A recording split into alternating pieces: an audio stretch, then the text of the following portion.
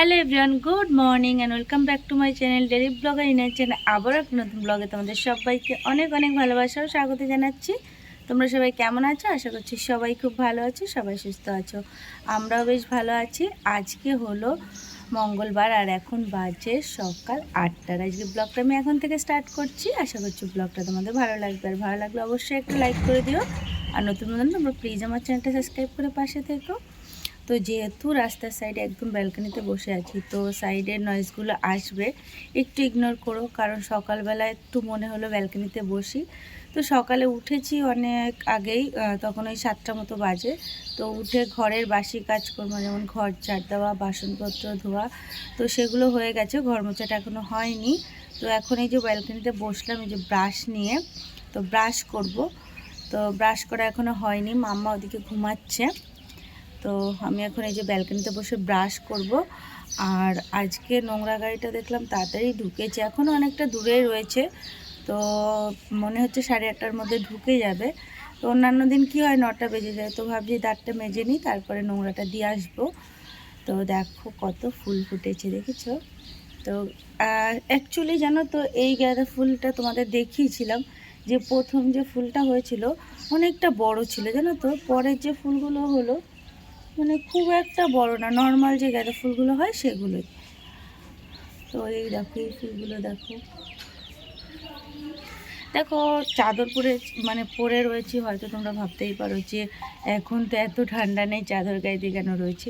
Actually সকালে যখন উঠেছিলাম তখন একটু হালকা মতো ঠান্ডা থাকে, আর যেহেতু আমার ঠান্ডার প্রবলেমটা খুব বেশি তোমরা জানো, তো সেই কারণে রিস্ক নিতে চাই না অ্যাকচুয়ালি। মানে ওয়েদারটা এতটাই বাজে না, একটুখানি ঠান্ডা লেগে গেলে একদম অবস্থা খারাপ। তো সেই কারণেই বলতে পারো এক প্রকার বাধ্য হয়ে চাদর নিয়েছি। চাদর নেওয়ার মতো ঠান্ডা নেই, গরমই লাগছে, তবুও মানে হালকা যে ঠান্ডাটা ওটা যদি বসে যায় তাহলে আমিই বসে যাব, এরকম একটা ব্যাপার। তো যাই হোক, এই যে দাঁত মাজবো, দাঁত মাজার পরে আমি একটু রান্নাঘরটা অ্যাকচুয়ালি মোছা হয়নি পুরোটা, সেলফগুলো মোছা হয়নি।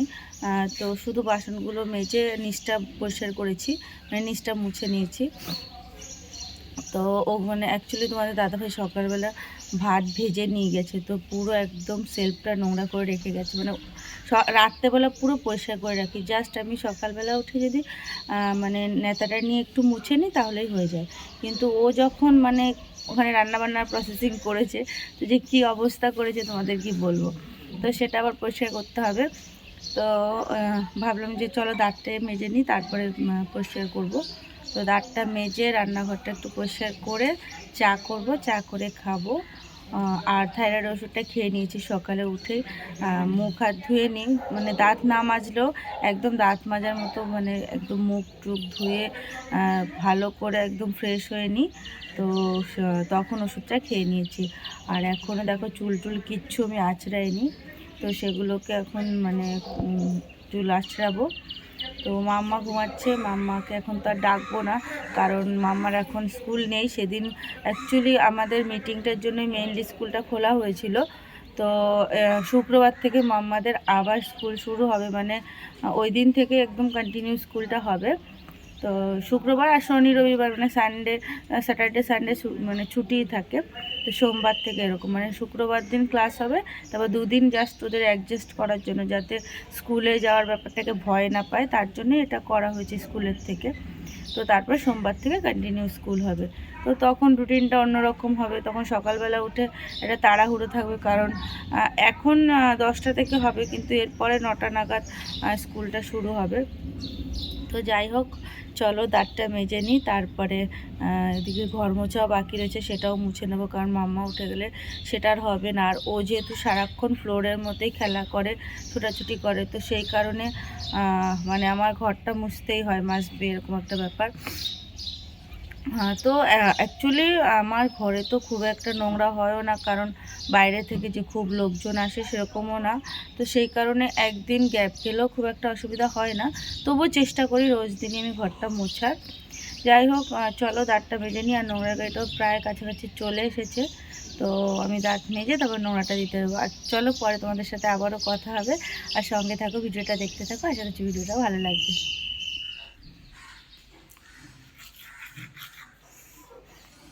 তোমাদের যে বলি না যে কখন মাম্মা উঠে যায় তার কোনো ঠিক নেই। আমার কাজের মানে তাড়াতাড়ি করে নিতে হয় যে মাম্মা যদি উঠে পড়ে।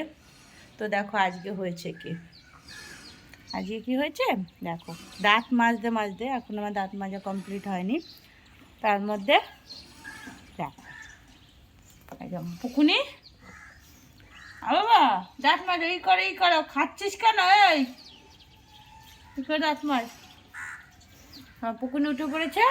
বাবাই গুড মর্নিং বলে দাও, তাকাও, তাকিয়ে বলো গুড মর্নিং, বলো আমি দাঁত মাজছি। আমার পাকুনি উঠে পড়েছে, স্ট্রবেরি দাঁত মাজো, তোর কোলগেটটা স্ট্রবেরি ফ্লেভার, তাই জন্য আবার বলছে স্ট্রবেরি দাঁত মাজি। ই করে ই ই দেখি আ আ আ ই করে ই মাজো মাজো।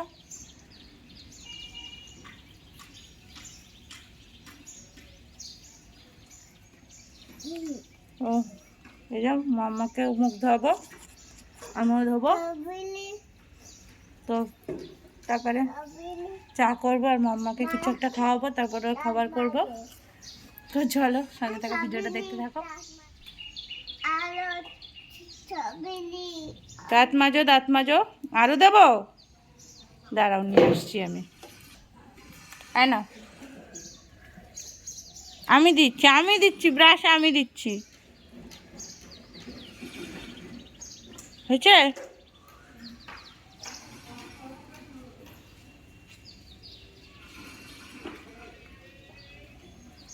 এদিকে তাকাও, মাথাটা উঁচু করো, মাথাটা উঁচু করো।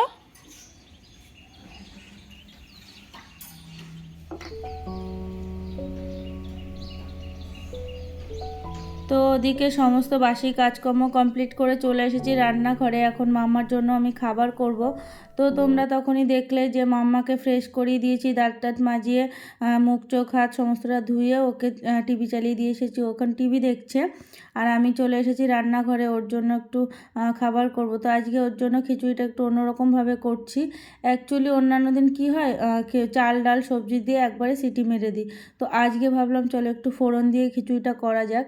আর ঘরটাও কিন্তু আমি এর মাঝখানে মুছে নিয়েছি। তো এখন মাম্মার জন্য এই যে টিফিনটা মানে খাবারটা করছি, খাবারটা করা হয়ে গেলে ওকে খাইয়ে দেবো। আর ওকে একটা ডিম সিদ্ধ খাইয়ে দিয়েছি।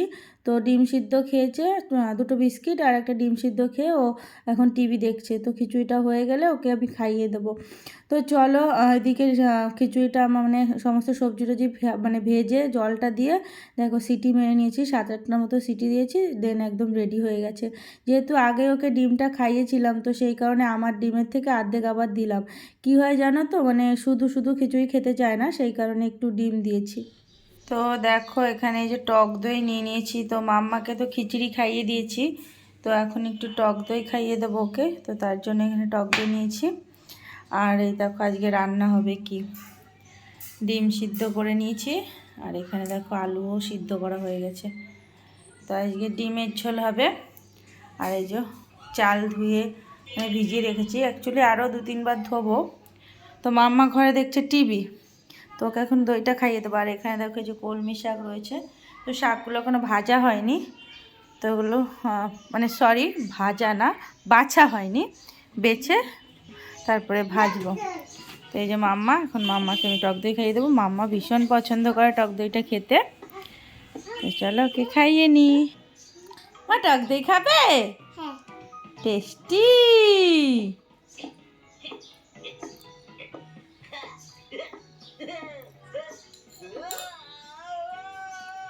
না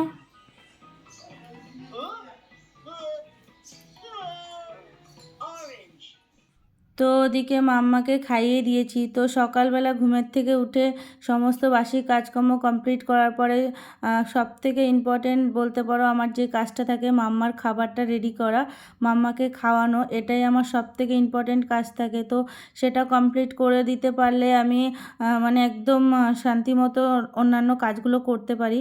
তো দেখো মাম্মাকে খাইয়েও দিয়েছি, দেন এখন চলে এসেছি রান্নাঘরে, রান্নাবান্নার প্রসেসিং শুরু করে দিয়েছি। তো এখানে শাকগুলোকে বেছে নিচ্ছি ভালো করে।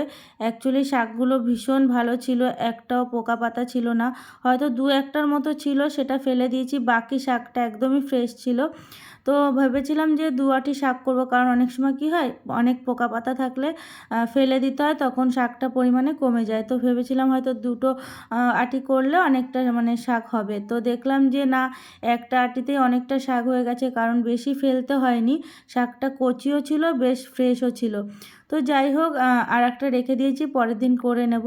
আর এখানে সকালে তো অলরেডি ডিম আলু সিদ্ধ করে নিয়েছিলাম, সেই কারণে এখানে দেখো ডিমটাকে এখন একটু ভেজে নিলাম। তারপরে এই যে তেলের মধ্যে রসুন পেঁয়াজ আদা সমস্তটা ফোড়ন দিয়ে এখন মশলাটাকে কষিয়ে নিচ্ছি। তো ডিমের ঝোলটা আগে করব, তারপরে শাকটা করব। আর যেহেতু সকালে মাম্মার জন্য খিচুড়ি করেছিলাম, তো ওটাই রয়েছে, ওটা মাম্মাকে দুপুরবেলা গরম করে খাইয়ে দেবো।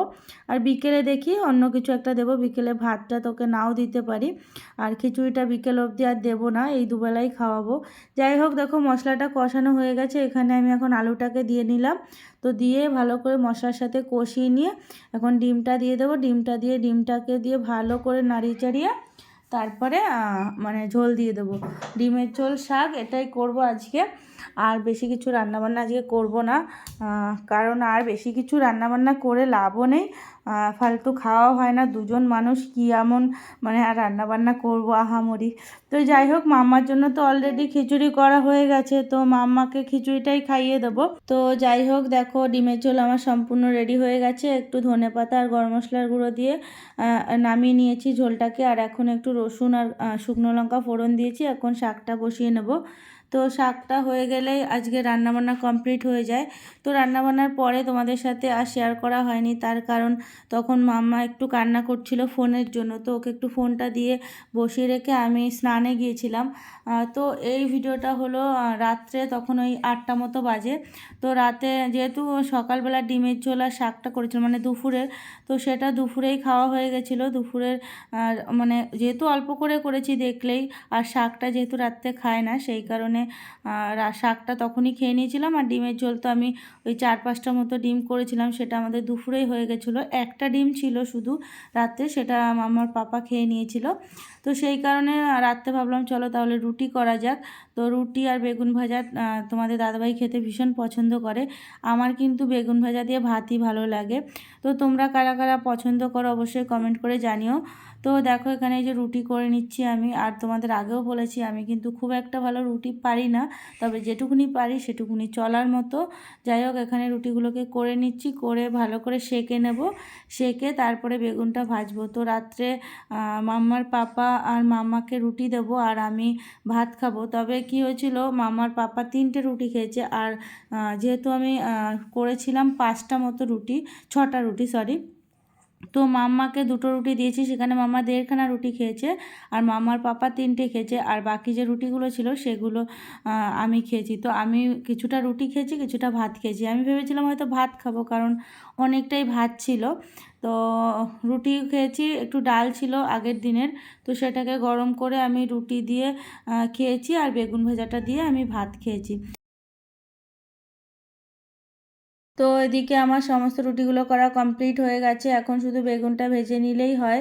তো তারপরে মাম্মার পাপাকে খেতে দিয়ে দেবো। আর তার আগে মাম্মাকে ওষুধ খাওয়ানোর আছে, কারণ আগের দিন মাম্মাকে নিয়ে ডক্টরের কাছে গিয়েছিলাম, তো সেখান থেকে ওষুধ দিয়েছে। তো কিসের জন্য নিয়ে গেছিলাম তোমাদেরকে বলা হয়নি। অ্যাকচুয়ালি মাম্মার যেহেতু পটি করতে গেলে একটু প্রবলেম হয়, মানে পটিটা খুব শক্ত হয়, সেই কারণেই ওকে ডক্টরের কাছে নিয়ে গিয়েছিলাম।